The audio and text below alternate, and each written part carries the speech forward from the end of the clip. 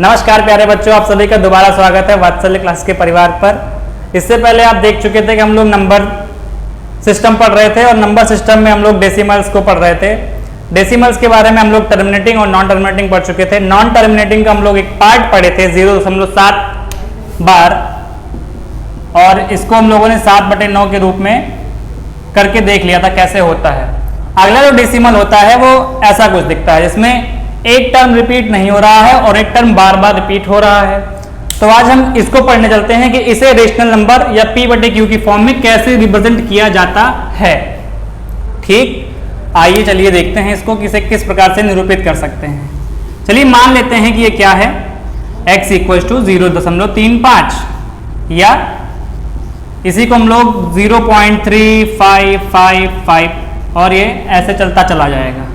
ठीक, इसको हम लोग इक्वेशन नंबर 1 कह देते हैं। ठीक, अब ध्यान देते हैं कि यहाँ पे 2 डिजिट से मतलब 100 प्लेस जा रहा है, तो हम लोग पहले इक्वेशन 1 में 100 से मल्टीप्लाई कर देंगे।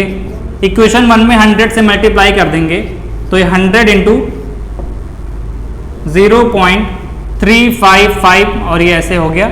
ठीक, 100 से मल्टीप्लाई करने के पश्चात क्या हो रहा है कि 2 डिजिट आगे आ जाएंगे और ये हो जाएगा ऐसे 35.555 और ये ऐसे चलता रहेगा। और यहाँ पे है 100x, इसको हम लोग कह देंगे हमारा इक्वेशन 2। और अगेन देखेंगे हम लोग कौन सी डिजिट पे नहीं है बार, 10th प्लेस पे नहीं है, इसलिए दोबारा 10 से मल्टीप्लाई करने पर again multiplying by 10 in first equation first, तो 10x = हो जाएगा, जब इसमें 10 से मल्टीप्लाई करेंगे तो इसका मान हो जाएगा 3.555 और ये ऐसे बढ़ता रहेगा। ठीक, अब ये हमारे पास हो गई इक्वेशन 3। इक्वेशन 2 में से इक्वेशन 3 को जब हम सब्ट्रैक्ट करते हैं तो आप देखेंगे इक्वेशन 2 - इक्वेशन 3, तो हमें क्या मिलेगा?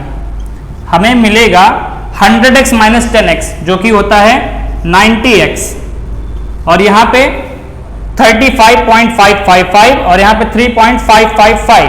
ठीक, तो 0.5 कैंसिल हो जाएगा और 35 - 3 जो कि होता है 32, और यहाँ से हमारे x की वैल्यू आ जाएगी 32/90।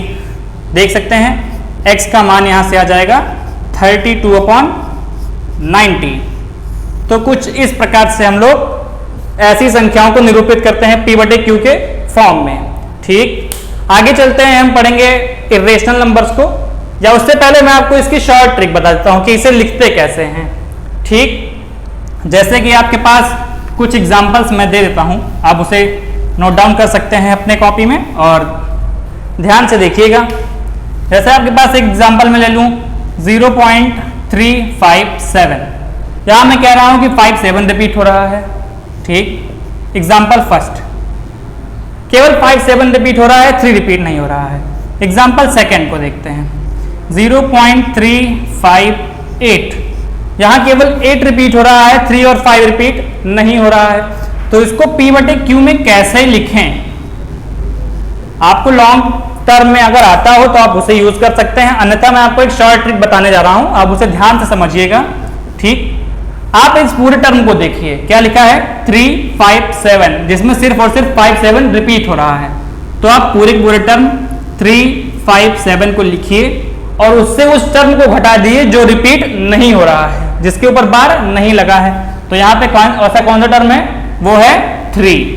ठीक, तो हम लोग 3 को घटा देंगे, नॉन बार टर्म को, नॉन बार टर्म। ठीक, और उतने 9 लिखेंगे नीचे जितने रिपीट हो रहे हैं। कितने रिपीट हो रहे हैं? 1 2, तो कितने 9 लगा देंगे? 1 और 2। ठीक, और उतने 0 लिख देते हैं जितने रिपीट नहीं हो रहे हैं, जिनके ऊपर बार नहीं लगा होता है, उतने 0। 9 नंबर ऑफ बार टर्म और 0 कितने होते हैं? Number of non bar term. ठीक, तो इस प्रकार से हम लोग इसको p/q के रूप में लिख सकते हैं। अब आप इसे सॉल्व कर लेंगे तो 357 - 3 करेंगे तो यह आ जाएगा 354/990। इसे आप दोनों इवन नंबर है तो आप इसे 2 से काटते काटते शॉर्ट कर सकते हैं। रेशनल नंबर की खासियत ये होती है कि उनको इस हद तक काटना होता है कि ऊपर और नीचे p और q इंटीजर बन जाएं और ऐसे इंटीजर जो कि प्राइम हो, किसी और से ना कटे, अभाज्य संख्याएं हो जाएं वो। ठीक, चलिए इसको देखते हैं। इसे p बटे q में कैसे लिख सकते हैं हम लोग? पूरे टर्म को देखिए कि क्या लिखा है हमारे पास 3, 5, 8। क्या सब्ट्रैक्ट करना है हमें इससे? ऐसे टर्म को जिसके ऊपर बार नहीं लगा है, तो वो 3 और 5 है। ठीक, 3 और 5 कितने 9 लिखने हैं हमें? उतने जितने के ऊपर बार लगा है। नंबर ऑफ बार टर्म्स, तो एक बार 9 लगा देंगे और कितने 0 जितने के ऊपर बार नहीं लगा है, तो 1, 2 के ऊपर बार नहीं लगा है। और इसे सॉल्व कर लेंगे तो 3, 5, 8 माइनस 35 करेंगे, ये आ जाएगा 3, 2, 3 अपॉन 900। तो कुछ इस प्रकार से हम लोग ऐसे डेसिमल्स को p बटे q के फॉर्म में रिप्रेजेंट कर सकते हैं। ठीक, आशा है कि आपको ये पूरा समझ में आया होगा। और इसके बाद हम पढ़ेंगे इर्रेशनल नंबर्स। इर्रेशनल नंबर्स क्या होते हैं? Irrational numbers are those number which can not be represented in form of p upon q। जैसे कि हम लोग एग्जाम्पल में देख चुके थे, non terminating non repeating term decimals को। डेसिमल्स का हम लोग एक फॉर्म पढ़े होंगे, नॉन टर्मिनेटिंग और नॉन रिपीटिंग डेसिमल्स। उन्हीं को क्या कहा जाता है? Irrational numbers. एग्जाम्पल में अगर कहें उनके कि ऐसे टर्म्स जो कभी रिपीट ही नहीं होते हैं, ऐसे डेसिमल्स 2, 3, 5, 7, 2, 8, 9, 4 और ये ऐसे ही बढ़ता चला जाएगा, कभी रिपीट नहीं होगा। और पाई और √2, √3, √5 ये सभी क्या हैं? एक टाइप के इर्रेशनल नंबर होते हैं। इर्रेशनल नंबर की खासियत क्या होती है? इन्हें किसी भी रियल नंबर में या किसी भी इंटीजर में जोड़ दो तो उसको इर्रेशनल बना देते हैं, गुणा कर दो तो भी इर्रेशनल बनाते हैं, घटा दो तो भी इर्रेशनल बनाते हैं, भाग कर दो तब भी इर्रेशनल बनाते हैं। तो इर्रेशनल नंबर की एक खासियत होती है। आपके सिलेबस की चीज होती है कि √2 को नंबर लाइन पर रिप्रेजेंट कीजिए। कैसे करते हैं √2 को नंबर लाइन पर रिप्रेजेंट? उसको देखने के लिए चलिए सीखते हैं कैसे √2 को रिप्रेजेंट किया जाता है नंबर लाइन पे, जो कि आपके सिलेबस की चीज है।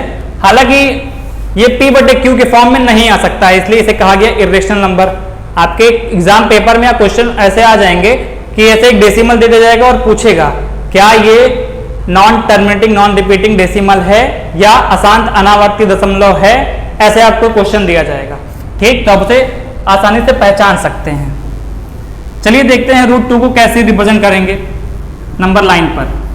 ठीक, हमारे पास आ चुका है √2 जिसकी वैल्यू हम समझते हैं लगभग क्या होती है 1.414 के आसपास हम लोग समझते हैं इसको। लेकिन इसे नंबर लाइन पर रिप्रेजेंट करना हो तो कैसे करते हैं? ये देखिए हमारे पास नंबर लाइन आ गई, इसे कहते हैं 0 और यहाँ पे आ गया 1 और इसके आगे बढ़ा देंगे तो यहाँ पे आ गया 2। ठीक, -1 और -2। हालांकि हमें इसकी कोई आवश्यकता नहीं है, हमें सिर्फ पॉजिटिव साइड देखनी क्योंकि इसकी वैल्यू पॉजिटिव है। ठीक, 0 और 1 के बीच में 1 सेंटीमीटर की मतलब कांस्टेंट दूरी लेते हैं। ठीक है, जितनी दूरी यहाँ पे उतनी ही दूरी का उतनी ही लॉन्ग क्या करेंगे, 1 के ऊपर परपेंडिकुलर डाल देंगे।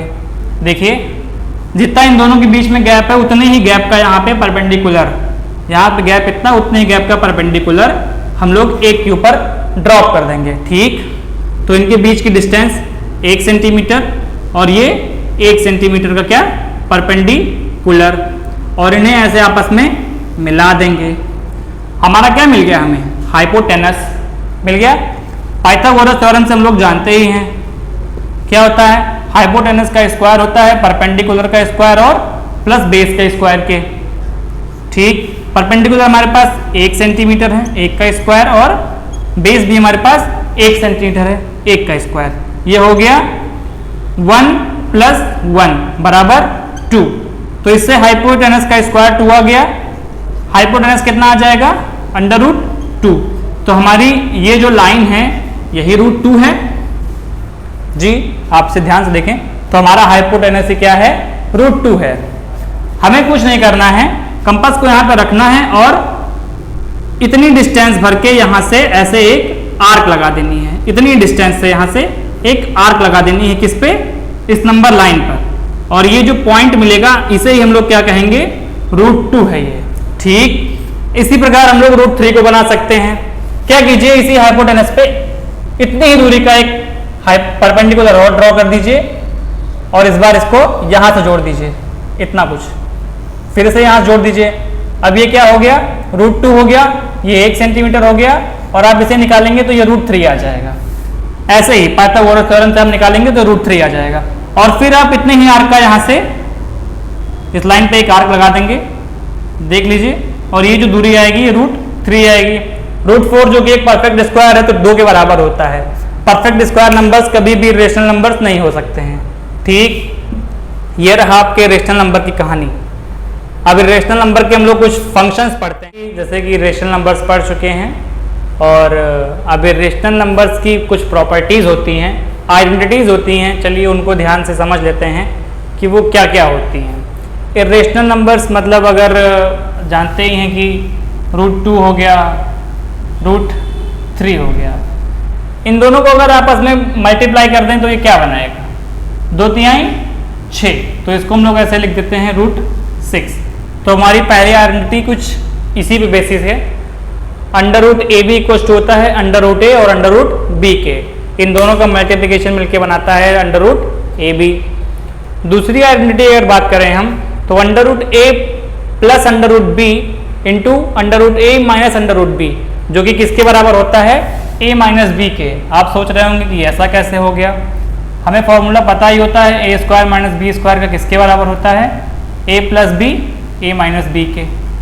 ठीक, तो मान लेते हैं कि हमारा A plus B A minus B, A square minus B square, यहाँ पे वो √A और √B है, तो √A का स्क्वायर क्या होता है, A होता है, और √B का स्क्वायर क्या होगा, B होगा। किसी के ऊपर रूट लगा हो उसके इसका मतलब यही होता है ना कि उसकी power 1/2।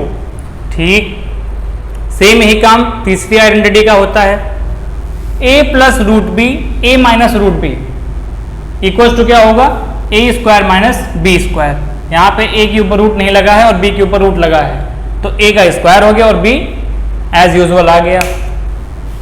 √A plus √B multiplied by √C plus √D क्या देता है, हम लोग जानते हैं distribution of multiplication under distribution under multiplication. ठीक, तो ये एक बार इससे एक बार इससे, फिर ये एक बार इस टर्म के साथ और एक बार इस टर्म के साथ मल्टीप्लाई हो जाएगा। ठीक, तो √A मल्टीप्लाइड बाई √C क्या देगा, √AC, √A multiplied by √D √AD, √B multiplied by √C √BC, और √B multiplied by √D gives √BD। Same ऐसे ही हमारी पांचवी प्रॉपर्टी है √A प्लस √B, यहाँ √C माइनस √D है। ठीक, तो जहाँ पे DD आ रहा है उन जगहों पे माइनस का सिंबल लग जाएगा। एज यूजुअल आप ये आइडेंटिटी प्रीवियस क्लासेस में पढ़े होंगे, या आप नहीं पढ़े होंगे तो मैं आपको इन पे कुछ क्वेश्चंस जरूर सॉल्व करवाऊंगा न्यूमेरिक बेसिस पे। अभी तो ये आप वेरिएबल्स में देख रहे हैं ABCD के फॉर्म में, आपको इस पे नंबर्स मिलेंगे। √2 प्लस √5 को सॉल्व कीजिए। आखिरी और अच्छी आइडेंटिटी जो है √A प्लस √B का स्क्वायर इंपॉर्टेंट है, यहाँ पे ये ऐसे नहीं होता है। √A प्लस √B का स्क्वायर, जैसे हम लोग जानते हैं A प्लस B का होल स्क्वायर क्या होता है, A square plus B square plus 2AB। Same यहाँ पे A स्क्वायर, तो √A का स्क्वायर, √A का स्क्वायर क्या हुआ, और √B का square plus 2 times of √A और √B, वो हो गया। तो इसका स्क्वायर होता है A और √B का स्क्वायर होता है B, और 2 √B √A मिलकर क्या बनाएगा 2√AB। तो ये एक आइडेंटिटी होती है। सेम ऐसे ही √A माइनस √B का ये स्क्वायर हम लोग निकाल सकते हैं, वो क्या होगा A plus B minus 2√AB। ठीक, तो ये रही इरेशनल नंबर्स की आइडेंटिटीज, और इन पे हम अगली क्लास में कुछ न्यूमेरिकल सॉल्व करेंगे, कुछ क्वेश्चंस को उठाएंगे इन पे बेसिस, और फिर हम लोग पढ़ेंगे रेशनलाइजेशन को, परमीकरण कैसे किया जाता है। ठीक।